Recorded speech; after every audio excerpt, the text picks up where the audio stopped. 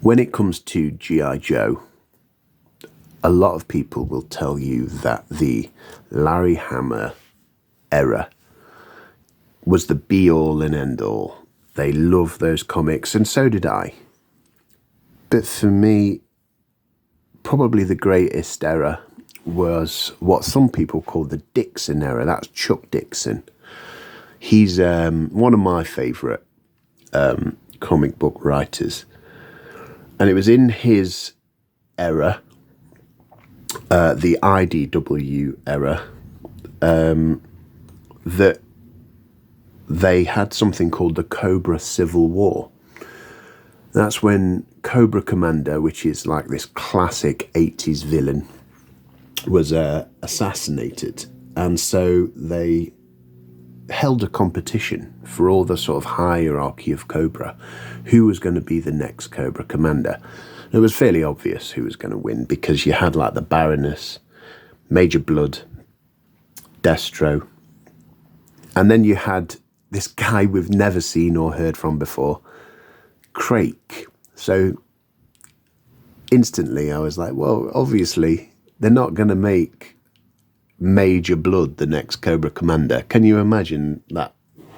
You know, Cobra Commander sort of being a mustached, eye-patched Australian mercenary, or the Baroness. They did do a comic with the Baroness as the commander later in the line, but that was long after the sort of Dixon era. But anyway, I'm rambling. So Crake became the new Cobra Commander, and when he showed up, he was awesome. And as soon as they released the new G.I. Joe classified action figures, I knew I had to make one as a custom, because Crake is my favourite version of Cobra Commander. So here he is.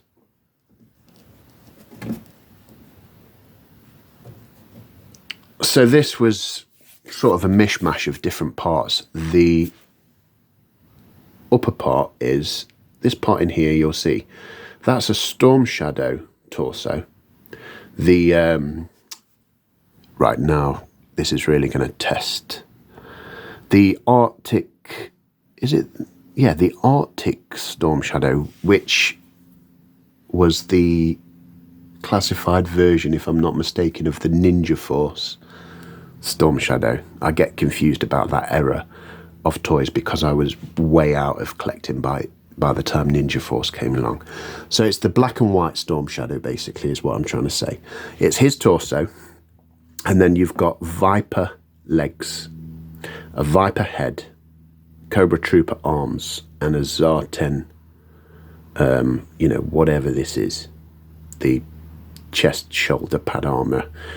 The holsters are, I had to take the left holster from the Cobra Trooper vest, slice the holster off, take this part, slice that off, that holster there, and flip it, you know, so it had the left holster on. That was probably the hardest thing on this figure. And also sculpting the fangs there. See, one of the cool things about the character was that he had fangs. So that's my version of Crake. He's got a wired cape, so this has got a wire in it. This was kind of a nightmare to do as well. I watched a YouTube tutorial copied off that, and you know, I'm not sure if it'll stay like that. I might get a different cape, because I just sort of, it doesn't look natural. It seemed like a good idea at the time, but yeah, that happens sometimes. You think you've got the best intentions, and then it ends up sort of looking like crap. So yeah, that will probably change. Let's get it out a bit. I don't know. I probably should have. Yeah, probably should have wired the whole thing. I wired the bottom, but I mean, the guy on the video's cape looked a lot better than this one did. So yeah, a few more goes would probably benefit me. So, yeah, don't hold out for any tutorials from me on wired capes, because I'm terrible with soft goods. But this is Craig anyway.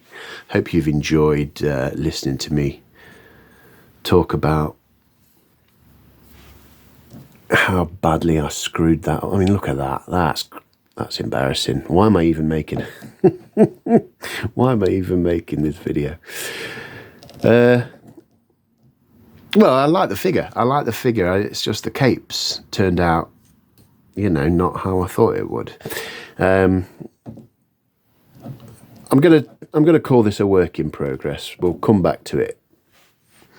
So, we'll get right back to you on this figure. Now, let's get rid of it. So what else have I been working on quickly? A couple of Blood Angels for 40k. I've got this guy. This was a straight repaint of the Bandai figure. Yeah, not much to say. I used the airbrush and put on a little decal there. These decals were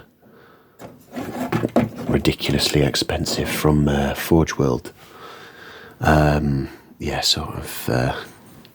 I was quite. I went in to the Warhammer World shop and I asked if they had any Blood Angels decals.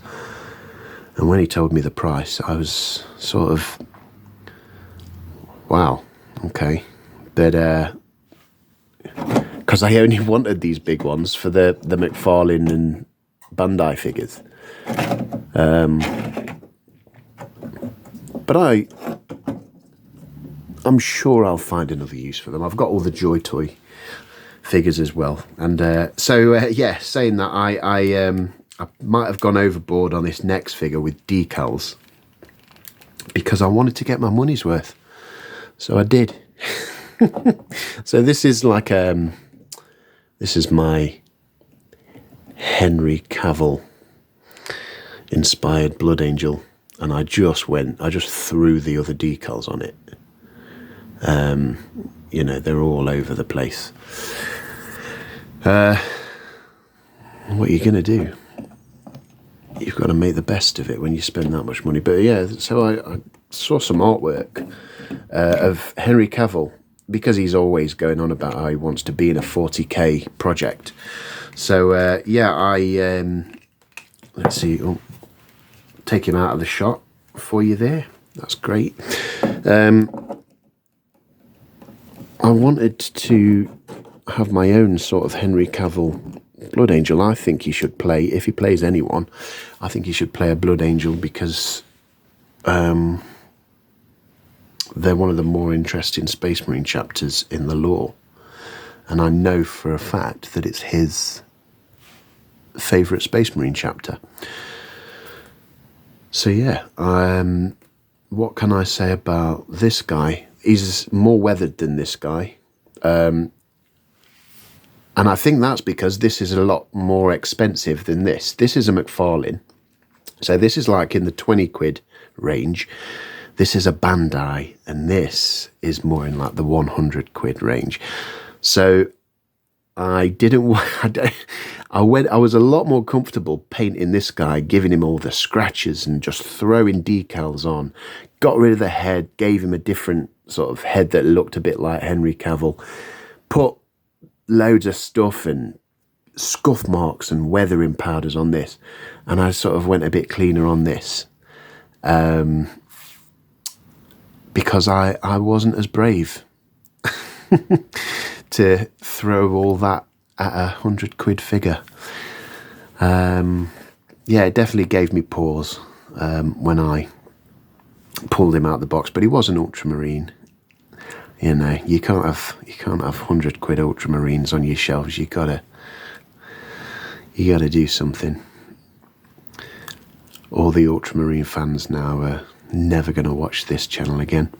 But there you go. So that's what I've been working on. I hope you enjoyed this ramble session. I'd love to hear what you guys are working on. I keep saying this. Just put your customs in the comments. Let's see them. I know there's got to be customizers out there. There are people that are liking and commenting on these videos. I know you must be into customizing action figures. So let's see them. Show me what you've got. What's your favourite custom that you've done?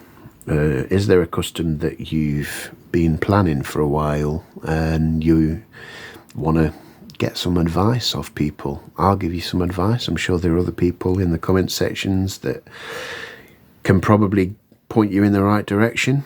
Yeah, let's start a conversation about the glory of customizing figures, because it's a great hobby. Yeah, and I like to keep this going. Anyway, like, comment, subscribe, all that stuff. If you want. If you don't want to, you don't have to. All right. Cheers. See you later.